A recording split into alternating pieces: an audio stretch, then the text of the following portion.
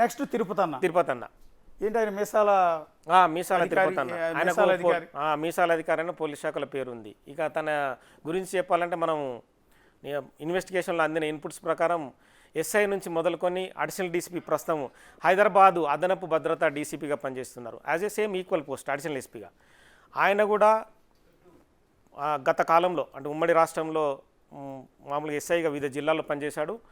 తెలంగాణ వచ్చిన తర్వాత ఎక్కువ కాలం సౌత్ జోన్లో సిఐగా పనిచేశాడు. తదుపరి ఈయన ఎఫిషియన్సీ ఎలా చూశారంటే నయీంకి అతి సన్నిహితంగా మెలిగాడు. నయీం ఎన్కౌంటర్ తర్వాత తిరుపతన్న పేరు డైరీలో క్లియర్గా కీలకంగా రాయబడింది. అంటే తిరుపతన్నతో సెటిల్మెంట్లు దందాలు చేయడం, మిగతా వ్యవహారం నలిపిండదని చెప్పి తిరుపతన్న మీద ఆరోపణలు ఉన్నాయి. నయీంకు అతి సన్నిహితంగా మెలిగేవాడు. ఎందుకంటే భువనగిరిలో తను పనిచేసినప్పుడు నయీంకి క్లోజ్ అసోసియేట్గా ఎదిగి తన సొంత పనులు నయీంతో బెదిరింపులకు పాల్పడి దోచుకోవడం కావచ్చు, నయీం ఎన్కౌంటర్ తర్వాత కొన్ని ఆస్తుల్ని వెనకేసుకోవడం కావచ్చు. 2 రకాల వ్యవహారాల్లో తిరుపతన్న కీలక పాత్రధారి. తదుపరి కీలక పోస్టింగ్ ఉమ్మడి రాష్ట్రంలో పంజగుట్ట ఏసీపీగా తిరుపతన్నకు పోస్ట్ ఇచ్చారు. ఎందుకంటే ఆల్రెడీ ప్రభాకర్ రావు, రాధాకిషన్ వీళ్ళందరూ అంటే సమాచారం ఇస్తున్న క్రమంలోనే ఇలాంటి వ్యక్తులు మనకు అవసరం కదా, మనకు అవసరం ఉంటేనే వాళ్ళతో పనులు చాకచక్యంగా చేసుకోవచ్చు. పంజగుట్ట ఏసీపీ ఇవ్వడం అంటే మామూలు వ్యవహారం కాదు. గవర్నరు విధులను కూడా ఎప్పటికప్పుడు పర్యవేక్షిస్తూ ఆ సమాచారాన్ని ప్రగతి భవన్కు అందించడంలో కీలక పాత్ర పోషించిండు తిరుపతన్న ఎవ్రీ మూమెంట్ని. మరి పోలీస్ శాఖలో ఎటువంటివి చేయకూడదు కదా, రాజ్యాంగం మనకి ఏం చెప్తుంది, పోలీస్ శాఖ ఏం చెప్తుంది, అలాంటి వ్యవహారాలు కూడా పంజగుట్ట ఏసీపీగా ఉన్నప్పుడు తను చక్కబెట్టాడు. 2007లో సంగారెడ్డిలో ఒక వ్యక్తి బలవన్మరణానికి కారణమయ్యాడు. మళ్ళా తనే అక్కడికి డిఎస్పీగా వెళ్ళి ఆ కేసును తనకు తానే క్లోజ్ చేసుకున్నాడు. అటువంటి ఘన చరిత్ర కలిగిన తిరుపతన్న నయీం డైరీలో పెద్ద ఎత్తున అక్రమంగా సంపాదించుకున్నా కూడా అరెస్టు కాలేకపోవడం అనేది మనం గమనించదగ్గ అంశం. ఎందుకంటే నయీం డైరీలో చాలామంది పేర్లు వచ్చినాయి. అక్రమార్కులందరినీ అరెస్టు చేయాలనేది మనకు ప్రభుత్వం అప్పుడు బెదిరింపులకు పాల్పడింది. వీళ్ళందరి పేర్లు ఉన్నాయి, వీళ్ళందరి మీద చర్యలు తీసుకుంటామని చెప్పారు. కానీ ఎక్కడ చర్యలు తీసుకున్నారు? కేవలం తూతు మంత్రంగా కొంతమంది మీద అంటే తమకు అనుకూలంగా ఎవరైతే అధికారులు లేరో వాళ్ళను మాత్రమే జైలుకి పంపించి ఆ నయీం ఆస్తుల్ని ఎక్కడ పెట్టారో తెలియదు, వాళ్ళు సొంతంగా తీసుకున్నారో తెలియదు. ఆ డైరీ ఇప్పటికి వెలుగులోకి రాలేదు. ఆ డైరీ ఏమందో కూడా ఇప్పటికి తెలియదు. ఇప్పుడు మనం డిస్కస్ చేస్తున్న వాళ్ళలో మీరు చెప్తున్నట్టుగా వాళ్ళ బ్యాక్గ్రౌండ్, వాళ్ళ హిస్టరీ అంతా చెక్ చేస్తే మొత్తం అవినీతే ఉంది. అనేక రకాల ఆరోపణలు ఉన్నాయి. ఎంతోమంది ప్రాణాలు తీశారు వీళ్ళు. అంటే పోలీస్ కాకి డ్రెస్ వేసుకుని తాము చేస్తున్న ఉద్యోగానికి న్యాయం చేయకపోగా, న్యాయం చేయండి అని పోలీస్ స్టేషన్కి వచ్చిన ప్రజలకు న్యాయం చేయకపోగా ఈ విధంగా కోట్లాది రూపాయలు సంపాదించి జనాల ప్రాణాలు తీశారు, దుర్వినియోగం చేశారు, చట్టవిరుద్ధమైన కార్యకలాపాలకు పాల్పడ్డారు. గత 10 ఏళ్లలో ఇష్టం వచ్చినట్టు చెలాయించారు.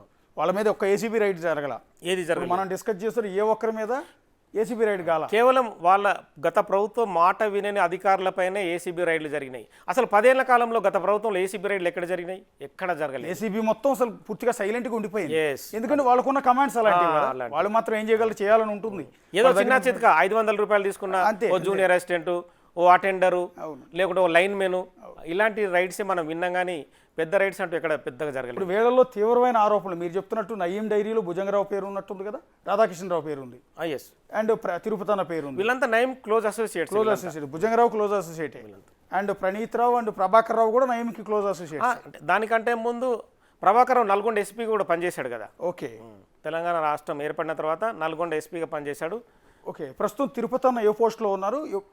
తిరుపతన్న హైదరాబాద్లో అదనపు భద్రత హెడ్ క్వార్టర్స్లో అందులో అడిషనల్ ఎస్పీగా పనిచేస్తున్నారు. గత ప్రభుత్వ హయాంలో ఎస్ఐబిలో చేశారు. గత ప్రభుత్వ హయాంలో తను ఎస్ఐబిలో పనిచేయలేదు, పంజగుట్ట ఏసీపీ డీసీపీగా పనిచేశారు. కానీ ఫోన్ ట్యాపింగ్ వ్యవహారంలో బయట పోస్టింగ్లో ఉండి కూడా వీళ్ళు పర్యవేక్షించారు. ఎందుకంటే ప్రభాకర్ రావు ఆదేశాలు ఉన్నాయి కాబట్టి. ప్రభాకర్ రావు టీం కదా ఇదంతా.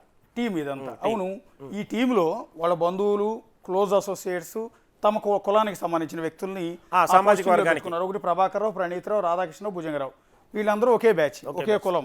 ఓకే, మరి తిరుపతి బీసీ సామాజిక వర్గానికి చెందిన తిరుపతన్న ఎట్లా కనెక్ట్ అయ్యారంటే క్రిమినల్ బ్యాక్గ్రౌండ్ ఉన్న వ్యక్తులు చాలా అవసరం. వాళ్ళకి ఏంటంటే క్రిమినల్ బ్యాక్గ్రౌండ్ ఉంటే బెదిరించవచ్చు. ఇలాంటి వ్యక్తులు అయితే చాకచక్యంగా వ్యవహారాలు నడుపుతారు. ఎందుకంటే చాలామంది మీద నిఘా పెట్టాలన్నా, బెదిరించాలన్నా, లోపలికి దూసుకెళ్లాలన్నా. ఆ మధ్య ప్రతిపక్ష నేత ఉన్న రేవంత్ రెడ్డి ఇంటికి రాత్రిపూట రైడ్కి వెళ్ళారు, తలుపులు బద్దలు కొట్టి. అప్పటికి రేవంత్ రెడ్డి వాళ్ళ సతీమణి కూతురు అడుగుతుంది, ఎందుకు బద్దలు కొడుతున్నారు మా తలుపుల్ని, ఎందుకు దూసుకొస్తున్నారు, మీ దగ్గర అరెస్ట్ వారెంట్ ఉందా, ఏముంది మీ దగ్గర అన్నా కూడా కనీసం ఒక ఆన్సర్ కూడా లేదు. అలాంటి టీంలలో తిరుపతన్న లాంటి వ్యక్తి ఉన్నారు. అంటే ఒకే భావజాలం ఉన్న వాళ్ళు ఎత్తుక్కుంటారేమో. వెతుక్కుంటారు. మనతో కరెక్ట్గా సెట్ అయ్యేవాళ్ళు ఎవరు, మనం చెప్పినట్టు చేసే వాళ్ళు ఎవరు, ఎవరు అక్రమాలు బాగా చేయగలరు, ఎవరు ఫోన్ ట్యాపింగ్ బాగా చేయగలరు, ఎవరు జనాల ప్రాణాలు బాగా తీయగలరు అనేది ఒక కూటమిని ఏర్పాటు చేసుకుంటారేమో. ఒకే భావ సారూప్యం కలిగిన వ్యక్తులందరినీ ఒకే కూటమిగా చేర్చుకున్నట్టున్నారు ప్రభాకర్ రావు.